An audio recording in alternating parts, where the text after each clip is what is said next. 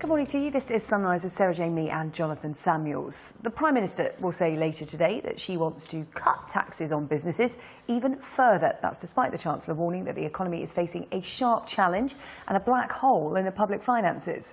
Theresa May will make her first speech as Prime Minister to the Confederation of British Industry. She's expected to announce £2 billion in extra investment in science and research. Let's go live to Westminster and Sky's political correspondent Darren McCaffrey to preview this speech a little later today. So, Darren, Theresa May championing business later, but she did launch a pretty clear attack on some of them at the Conservative Party conference earlier this year, didn't she?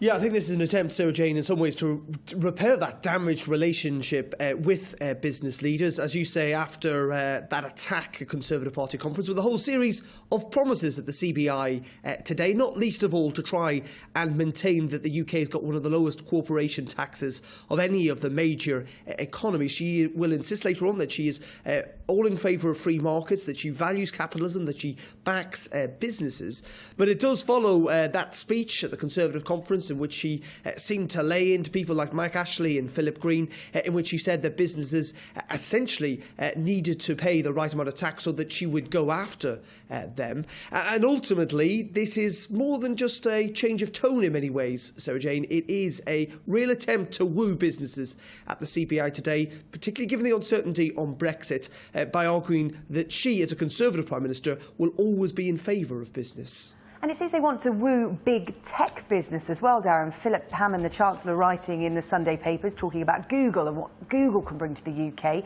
And it seems that Facebook will be making a big announcement at the conference this morning as well. Yeah, on the back of that announcement from Google last week, in which they said they were going to go ahead with their ambitious plans to employ lots more people in London. Well, this morning, Facebook has said it plans to create an extra 500 jobs in the UK as it's going to open a new headquarters in London. It would mean that it would increase the number of people employed here by some 50%, so there will be an extra, or it would employ, 1,500 people in the capital by 2017. This is what one of the vice presidents is saying about the announcement this morning, saying that the UK remains one of the best places to be a tech company and is an important part of Facebook's story. Many of those new roles will be highly skilled engineering jobs, as the UK is home to our largest engineering base outside of the United States. Now, as you say, it comes as Theresa May essentially is saying that she wants businesses and the government to step up, not step back, and that involves extra money, around £2 billion for research and development for companies like Facebook and other tech companies.